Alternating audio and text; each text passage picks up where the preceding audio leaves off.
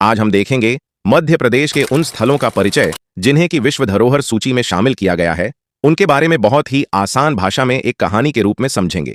तो वीडियो बहुत ही ज्ञानवर्धक और मजेदार होने वाली है, तो वीडियो को ध्यान से पूरी जरूर देखें। नमस्कार, चलिए आज एक ऐसी कहानी सुनते हैं जो कागज पर नहीं बल्कि पत्थरों पर लिखी गई है। हम सफर पर निकल रहे हैं मध्य प्रदेश के दिल में, एक ऐसी जगह जहां हर चट्टान, हर पत्थर हजारों साल पुराने राज समेटे हुए हैं। जरा सोच कर देखिए, एक ऐसी जमीन जहां हर पत्थर ने हजारों सालों से इतिहास को अपनी आंखों से बनते देखा है। हम इतिहास को वैसे ही पढ़ेंगे जैसे उसे असल में लिखा गया था, पत्थर पर, समय के एक बहुत बड़े कैनवस पर। तो फिर देर किस बात की, चलिए इस अनोखे सफर की शुरुआत करते हैं। तो हमारा पहला पड़ाव ये हमें ले जाएगा हजारों साल पीछे, बिल्कुल समय की शुरुआत में, एक ऐसी जगह जहां इंसानी जिंदगी के सबसे पुराने निशान मिलते हैं। और ये निशान किसी और ने नहीं, हमारे ही पूर्वजों ने खुद चट्टानों पर उकेरे थे। ये सिर्फ चट्टानें या गुफाएं नहीं हैं, नहीं, ये तो प्रागैतिहासिक कला का एक अनमोल खजाना है। और जरा इस टाइमलाइन पर नजर डालिए। कमाल की बात यह है कि यहाँ की कला 100-200 साल की नहीं है, बल्कि हजारों सालों में फैली हुई है। सबसे पुरानी पेंटिंग्स पता है कितनी पुरानी है?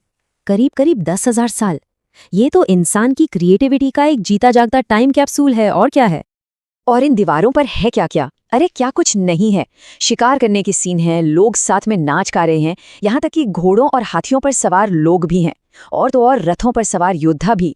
ये पेंटिंग्स बिल्कुल एक कहानी की तरह दिखाती हैं कि कैसे इंसानी समाज धीरे धीरे स्टेप बाय स्टेप आगे बढ़ा। पर कहानी यही खत्म नहीं होती, बिल्कुल नहीं। अब हम समय में एक बहुत लंबी छलांग लगाने वाले हैं। तो चलिए अब हम हजारों साल आगे आ जाते हैं। उस प्रागैतिहासिक काल के बाद इसी धरती पर एक महान साम्राज्य का उदय हुआ, और उसके साथ ही एक नए विचार, एक नई आस्था ने जन्म लिया। एक ऐसी आस्था जिसने इस जमीन पर अपनी कभी न मिटने वाली छाप छोड़ दी।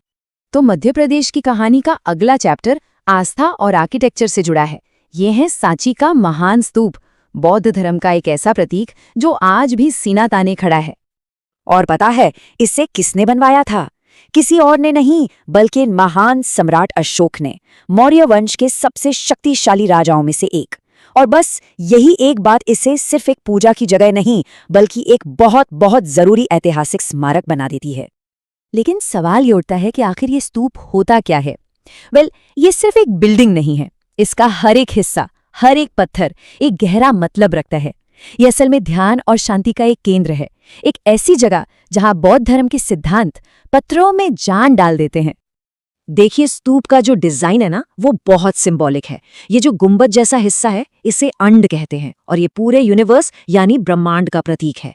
फिर इसके ऊपर आती है हर्मिका, और एकदम टॉप पर है छत्र, जो बौद्ध धर्म की 3 सबसे कीमती चीजों या कहिए 3 रत्नों को दर्शाता है। और ये 3 रत्न कौन से हैं? वो है बुद्ध यानी टीचर, धर्म यानी उनकी टीचिंग्स, और संघ यानी उनकी कम्युनिटी। तो एक तरह से ये पूरा का पूरा स्ट्रक्चर बौद्ध धर्म के जो कोर प्रिंसिपल्स हैं, उनका एक फिजिकल फॉर्म है।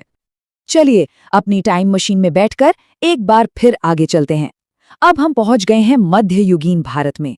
ये वो दौर था जब एक शक्तिशाली राजवंश ने कला और आर्किटेक्चर को ऐसी ऊंचाइयों पर पहुंचा दिया कि देखकर आज भी यकीन करना मुश्किल हो जाता है। जी हाँ, अब हम आ पहुंचे हैं चंदेल राजवंश की सबसे शानदार क्रिएशन खजुराहो में।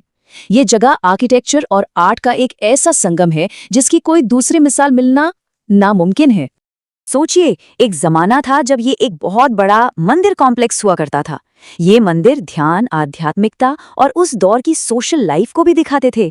और आज ये उस दौर की शान, उस दौर की अद्भुत कारीगरी का जीता जागता सबूत बनकर हमारे सामने खड़े हैं। अब जरा इस चार्ट को देखिए, ये एक चौंकाने वाली सच्चाई बताता है। जहां कभी 85, जी हाँ 85 मंदिर हुआ करते थे, आज उनमें से सिर्फ 20 ही बचे हैं। ये हमें सीधे सीधे याद दिलाता है कि हमारी ये विरासत कितनी कीमती है और उतनी ही नाजुक भी। और जो मंदिर बचे हैं उनमें कंदरिया महादेव मंदिर, वो तो सबसे शानदार है। इसके नाम का मतलब है गुफा का महान देवता, जो इसकी भव्यता को बिल्कुल सही तरीके से बयां करता है। इसे उस दौर की कला का आप कह सकते हैं पीक माना जाता है। तो भीमबेटका, सांची और खजुराहो, हमारी यात्रा के ये 3 पड़ाव वाकई शानदार थे। लेकिन एक मिनट, मध्य प्रदेश की कहानी यही खत्म नहीं होती। अरे ये तो बस शुरुआत है, क्योंकि ये जमीन तो अनगिनत कहानियों से भरी पड़ी है जो बस सुने जाने का इंतजार कर रही है। भीमबेटका, सांची और खजुराहो, ये तो इतिहास की इस महान किताब के बस कुछ पन्ने हैं। पूरा का पूरा प्रदेश ऐसे पत्थरों से भरा पड़ा है जो आज भी अपने अंदर दबी कहानियां सुनाने को बेताब हैं। जैसे कि ओरछा का किला, जहाज महल, बटेश्वर के मंदिर या फिर भेड़ाघाट की संगमरमरी चट्टानें। लिस्ट बहुत लंबी है।